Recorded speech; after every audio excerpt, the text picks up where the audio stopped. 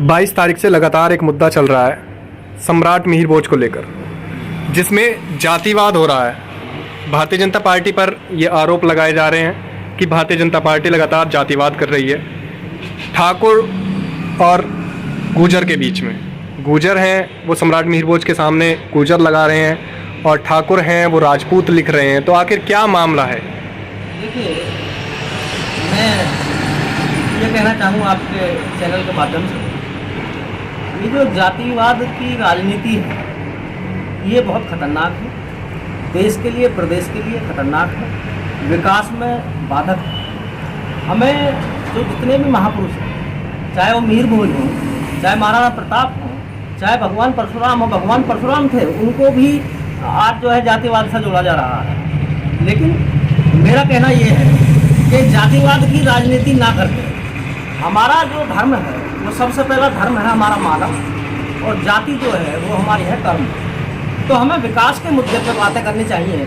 और मुख्यमंत्री जी, माननीय मुख्यमंत्री जी सरकार में हैं, तो भाजपा के छोटा कोई नेता इस तरीके की बात कहे, हम जैसा कोई छोटा, तो बात चलती है। लेकिन एक मुख्यमंत्री प्रदेश के, और वो इस तरीके के उनका नाम बदलना, उनकी तस्वीर बदलना, आज तक भाजपा ने अपने शासन में जो अब तक का शासन इनका चला है उसमें केवल और केवल नाम बदलने का काम किया है। और उसके अलावा किसानों के मुद्दे पर बोलने को तैयार नहीं, बेरोजगार युवाओं के मुद्दे पर बोलने को तैयार नहीं, बढ़ती महंगाई पर बोलने को तैयार नहीं। आज बिजली के दाम कहाँ जा रहे हैं, किसान की क्या हालत है, यूरिया के, गैस सिलेंडर के कितने दाम बढ़े हुए हैं। आज माता बहनें जो हमारी रसोई में, उनका सारा बजट गड़बड़ाया हुआ है। लेकिन गन्ने के दाम बढ़ा तो दिए, गन्ने के दाम बढ़ा दिए। अब एक बात बताइए, ऊँट के मुंह में जीरा, जो हम बैंक से 1 रुपया भी कर्ज लेते हैं तो किसान आदमी उसका ब्याज देता है। और गन्ने के जो किसान का गन्ना पड़ा हुआ है, अब से 2 साल 3 साल 4 साल पहले का गंगा माँ पे आकर योगी जी ने कसम खाई थी, हमारे माननीय यशस्वी मुख्यमंत्री जी ने, कि गंगा माँ की कसम खा कर कहता हूँ कि 10 दिन के अंदर गन्ने का पेमेंट कर दूंगा। गन्ने का पेमेंट नहीं कराया, झूठ बोला गंगा माँ के साथ। और जब 1 रुपया भी हम कर्ज लेते हैं बैंक से और वो हमें ब्याज देना पड़ता है, तो क्यों न किसानों के गन्ने का ब्याज सहित भुगतान होना चाहिए। रेट बढ़ा दिया, कितने साल में बढ़ा दिया, आप परसेंटेज देख लीजिए, महंगाई दर कहाँ जा रही है उसका आंकड़ा देख लीजिए।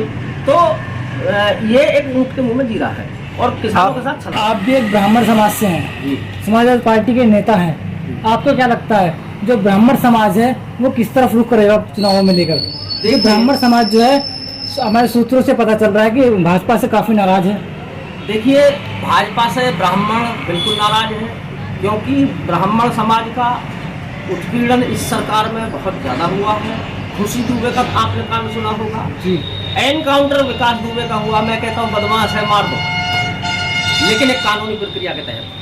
क्या बदमाश और किसी वर्ग में या उसमें नहीं है, ये एक बिरादरी को टारगेट। हम कहते हैं, हमारे राष्ट्रीय अध्यक्ष जी का कहना है, हम बिरादरीवाद पर बात ही नहीं करते, हम कहते हैं विकास पर बात करो। विकास पर कोई बात करने तैयार नहीं। लोग तो कह रहे हैं लगातार विकास हो रहा है, कह रहे हैं सड़कें बना दी योगी जी ने। सड़की योगी जी ने बना दी। आप एक बात बताइए, फ्री राशन बांट रहे हैं योगी जी, कोरोना काल में कोई और नहीं बांट पाता। अगर कोरोना काल में, कोरोना काल का जो मुद्दा आप कह रहे हैं बहुत गंभीर विषय है।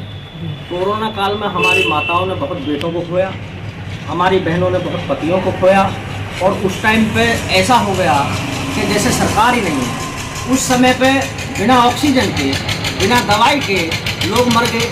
8 दिन की जब इन्हें पता था, खुद सरकार ने घोषणा की कि दूसरी लहर आने वाली है, तो सरकार ने तैयारियां क्यों नहीं की? 8 दिन बाद कोरोना का जब फ्लो कम हो गया, उसके बाद प्लांट लगते ही, ऑक्सीजन प्लांट लगा दिए हमने। क्या वो 8 दिन पहले नहीं लग सकते थे? तो कितने लोगों की जान बच सकती थी, जो आम आदमी मरा। और सरकार का मतलब कहाँ से आ गया? अच्छा, आपकी सरकार ने क्या कुछ किया था? हमारी समाजवादी पार्टी ने, हमारी समाजवादी पार्टी ने समाजवादी पेंशन योजना वृद्धाओं के लिए चलाई। नहीं, कोरोना काल में क्या किया? कोरोना काल में हमारे राष्ट्रीय अध्यक्ष से लेकर हमारे छोटे निम्न स्तर तक के नेता ने, कार्यकर्ता ने राशन बांटा, राशन वितरण किया।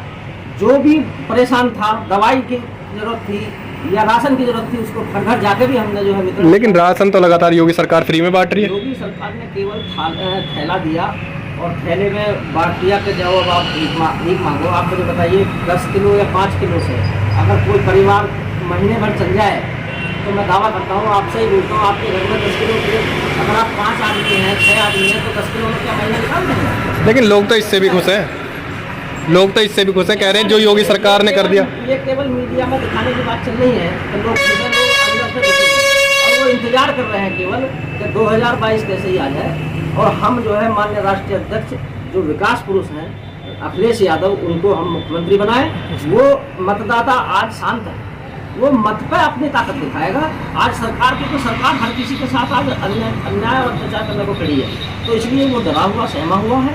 वो अपना ताकत वोट जो हमें संविधान ने दी है, बाबा साहब अम्बेडकर ने दी है, उस संविधान की ताकत को वो 2022 में दिखाएगा। नेताजी 2022 के चुनाव में जो अखिलेश यादव जी हैं उनकी क्या रणनीति रहेगी, किस मुद्दे पर चुनाव लड़ेंगे इस बार, क्या क्या मुद्दे रहेंगे? देखो मुद्दे जो हैं वो ये है कि किसान को राहत देना, युवा को रोजगार देना, जो हमारे व्यवसाय हैं पेंशन खत्म कर दी उसको चालू करना, बिजली है इतनी महंगी हो रही है उसमें जो है कुछ राहत देने की भी बात है। योगी सरकार ने बिजली बिल पे काफी राहत दी है।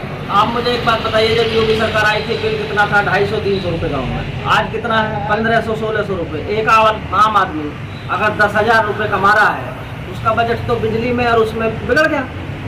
बिजली का आज 1500 से 2,500। किसान के ट्यूबवेल पे आज मीटर तक लगा दिए गए। क्यों लगा दिए गए? हमारी सरकार में कुछ यूनिटों पर जो है योगी सरकार माफ कर रही है बिजली का बिल। कहाँ कर रही है माफ? खबरें चल रही हैं, सूत्रों से पता चल रहा है। नहीं, सूत्रों से खबर चल रही है, अब हमें तो पता नहीं कहाँ माफ हो रहा है। हम तो किसान अब भी मिले हैं, अब भी किसानों ने कहा कि स्वच्छता नहीं होगी, स्वच्छता होगी पहले तो अपने मन की स्वच्छ करना। नेताजी मैं धौलाना विधानसभा की बात करता हूँ। जैसे धौलाना विधानसभा कई पार्टियों की जो निगाहें धौलाना विधानसभा में, यहाँ पर करीबन 1.5 लाख मतदाता मुस्लिम है, 70,000 के करीब यहाँ पर राजपूतों की वोट मतदाता है। तो इस पर आप क्या कहना चाहेंगे, किसकी नजर रहेगी, समाजवादी पार्टी या ओवैसी या भाजपा?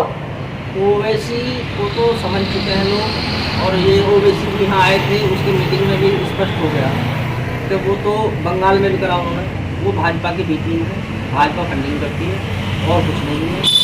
और आज मुस्लिम हो या ठाकुर हो या ब्राह्मण हो, हमारी जो पार्टी है वो विकास के मुद्दे पर राजनीति करना चाहती है।